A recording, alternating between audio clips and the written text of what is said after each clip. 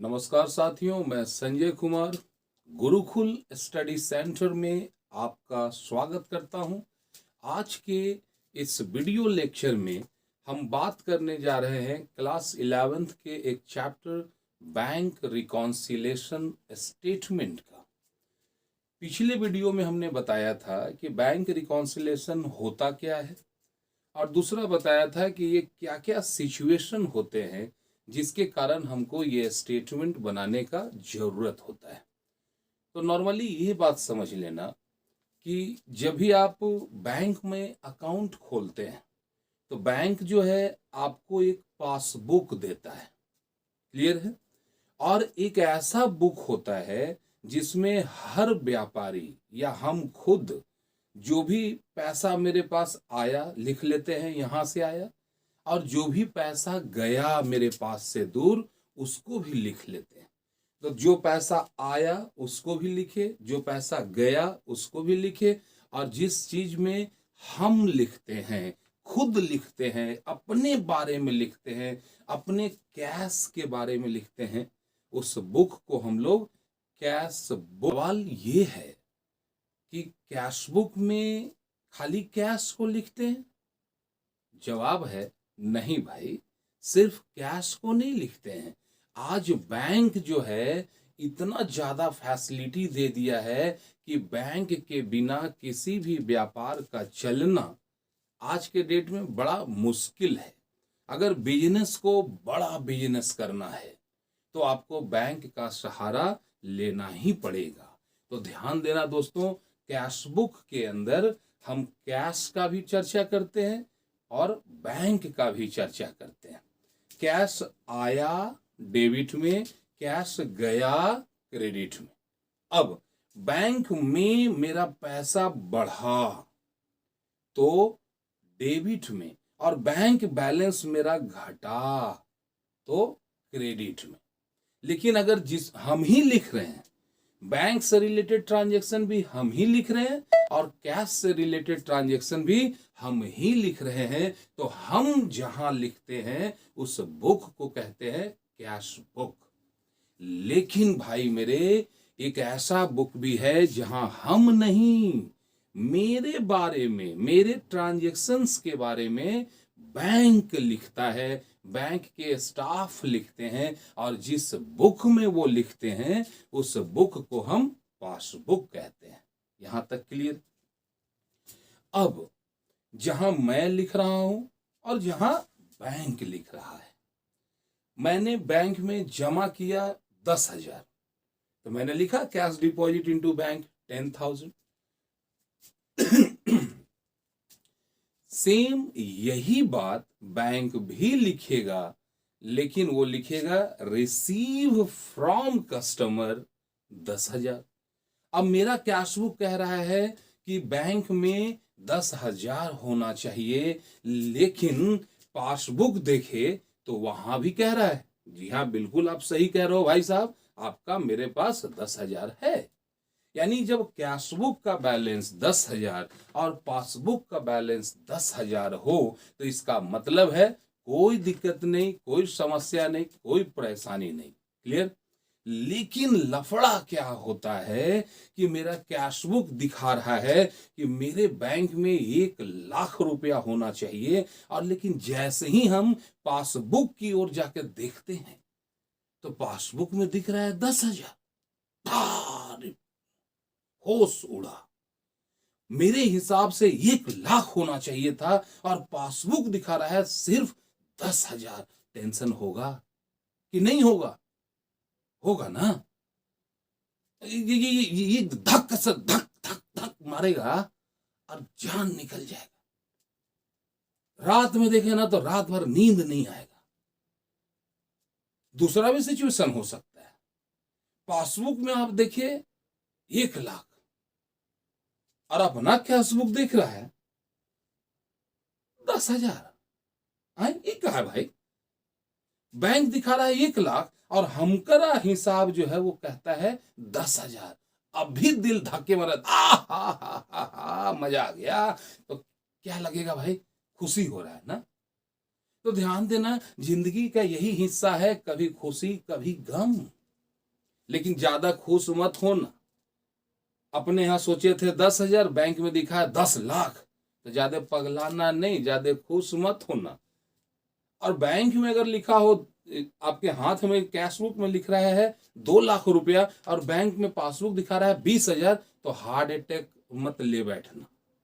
ये कुछ ऐसी गलतियां होती हैं जो जाने अनजाने हो जाता है, और जिसमें कोई फ्रॉड नहीं है, कोई बेईमानी नहीं है, कोई चीटिंग नहीं है। ये नॉर्मल घटना है भाई मेरे, ये हो ही जाता है। तो जब ऐसा घटना हो जहां कैशबुक का बैलेंस और पासबुक का बैलेंस डिसमैच हो जाता है, एक दूसरे के बराबर नहीं होता है, तो इस हालत में हम लोगों को एक स्टेटमेंट बनाना पड़ता है, और जिसमें ये कारण लिखना पड़ता है कि अगर ये डिसमैच हुआ तो क्यों हुआ।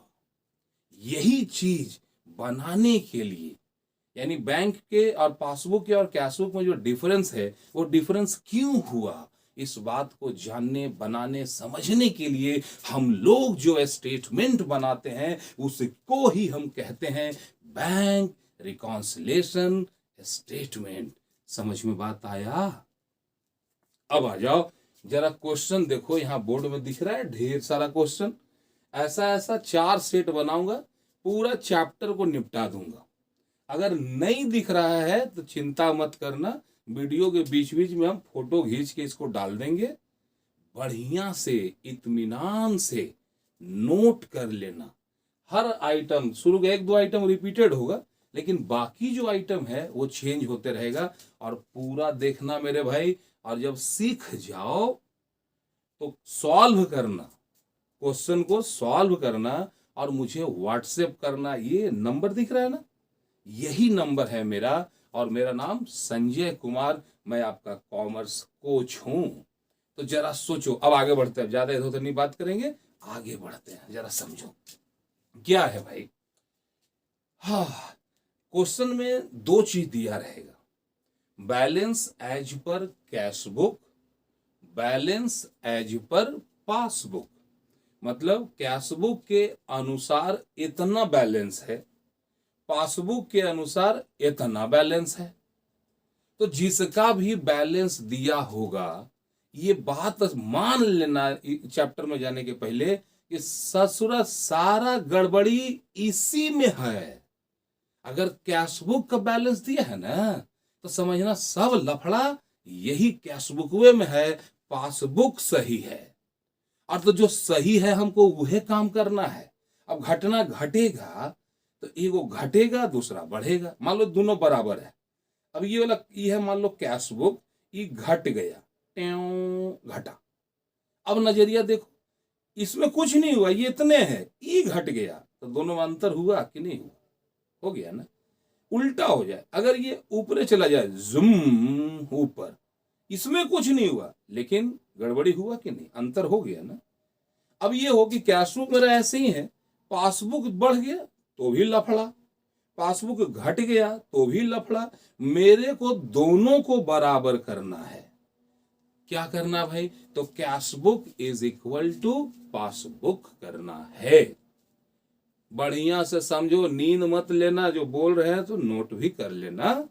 लिखते चला, थ्योरी बता रहे थे चैप्टर का, पिछला वीडियो नहीं देखे हमको मालूम है, इसीलिए इसको देखो। तो देखो जरा गौर से, क्या है भाई, यहां हम 3 कॉलम बनाए हैं। यहाँ पे स्टेटमेंट है। स्टेटमेंट का मतलब होता है वो घटना, वो कारण जिसके चलते ये कैशबुक पासबुक से मैच नहीं कर रहा है। अब हम सोचेंगे कि ये घटना घटा तो इसका असर किस पर क्या पड़ रहा है। कैशबुक दुए को असर होगा, या तो ससुरा बढ़ेगा, नहीं तो ये घटेगा। एक की जगह असर होगा, दूसर का बेचारा गाय है ऐसे ही खड़ा रहेगा। ये या तो यहां हो जाए तो ठीक है, ये ऊपरे है, डाउन करो, रुक रुक रुक रुक रुक रुक रुक, लेस। और अगर ये नीचे है तो बोलेंगे up up up up up, ऊपर। अप कह रहे हैं मतलब ऐड, और डाउन कर रहे हैं मतलब लेस। तो दूसरा कॉलम है ऐड, तीसरा कॉलम है लेस। ठीक है, और जो भी समस्या है क्वेश्चन उसको ऐसे ही लिख लेना। ठीक है, अब जरा देखो क्या कहता है भाई कि debit balance as per cash book, debit balance as per cash book.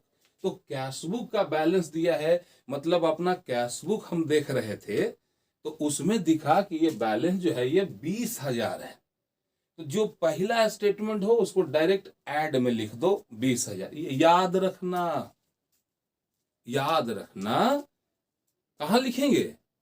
Debit add में, ऐड में। ठीक है, अब जरा सोचो क्या बोलता है, check deposited into bank but not credited. हो गया लफड़ा। क्या हुआ भाई कि हम एगो चेक, एगो कस्टमर से बोले "ए, पैसा दे पैसा दे पैसा दे", उसने बोला पैसा नहीं है नहीं है नहीं है। हमने बोला कुछ दे कुछ दे कुछ दे, उसने बोला चेक ले चेक ले चेक ले। अब वहां से वो चेक हमको दिया और वो चेक को दम से जाकर के हम बैंक में जमा कर दिए। तो हम क्या सोचे कि बैंक जो है ये चेक वाला जो पैसा है ना वो मेरे अकाउंट में जोड़ेगा। तो बैंक है भाई, वो तो जोड़ेबे करेगा। हम अपना कैशबुक में लिख दिए कि हमारा 10,000 रुपया बैंक में डाल दिए, लेकिन बैंक अभी तक मेरा पासबुकवा में लिखबे नहीं किया है। सोचो, ये है कैशबुक, ये है पासबुक। ये कैशबुक में ग्राहक से चेक मिला, हम डाले, ऊपरे हो गया, जमा हो गया, बैंक जमा ही नहीं हुआ। तो बैंक मेरा ये कम है, कैशबुक ज्यादा है। अब क्या होगा कि बैलेंस दिया है कैशबुक का, मतलब कैशबुक ही गलत है। तो ये ऊपरे गया तब ना गलत है। इसको क्या नाम है, पकड़ के नीचे करो, दे नीचे से, यह बराबर होगा। इसको घटाए तो बराबर हो गया। जी हाँ, तो ये सिचुएशन में जो 5,000 दिख रहा है इसको हम लेस में लिख देंगे। समझ में आ रहा है? थोड़ा लंबा चलेगा, धैर्य के साथ कुर्सी टेबल लगा लो, इत्मीनान से बैठो। इस ससुर चैप्टर का धजिया उड़ा देंगे हम, माँ कसम सही बोल रहा हूं। दूसरा तरफ देखो, अगला क्वेश्चन देखो क्या कहता है कि check issued but not presented for payment. अभी हम गए थे हड़काने वो कस्टमर को, हम भी तो उधार खरीदेंगे किसी से। बिजनेस में क्या होता है, हम बिजनेस है, हम हुआ से माल खरीदे, यहां वाले को बेचे। तो जहां से हम खरीदे वो मेरा सप्लायर है, सेलर है, वो हमको बेच रहा है। और जिसको हम बेच रहे हैं वो मेरा कस्टमर है। तो कस्टमर, समझ में आ रहा है बात? अब क्या हुआ कि हम जो है मेरा सप्लायर, माने जिससे हम सामान खरीदे थे, आया, ओ भाई जी पैसा, बोले पैसा ना है। उसने बोला कुछ दे, हमने बोला चेक ले ले, मैंने उसे चेक दिया 20,000 का। अब हम क्या सोच रहे हैं कि इतना हड़बड़ा करके आया है भोरे भोर, ये जाएगा तुरंत बैंक से मेरा पैसा निकाल लेगा। तो ये हुआ कैशबुक, ये हुआ पासबुक, दोनों बराबर था। 20,000 का चेक काट के दिए तो हम ये सोचे कि जाएगा निकाल लेगा, तो हम कैशबुक घटा दिए 20,000।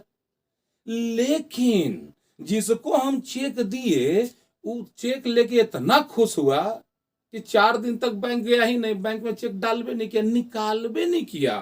तो बैंक से तो ना निकला ना, लेकिन कैशबुक मेरा घट गया। अब दोनों में अंतर है, क्या करें?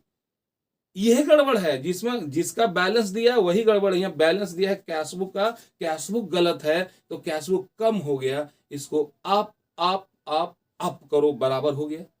तो ध्यान देना, जब भी क्वेश्चन रहे check issued but not presented for payment, तो ऐसे हालत में इस अमाउंट है 10,000, 10,000 को ऐड में लिख देना, बिना कोई सवाल किए ऐड में। क्लियर है?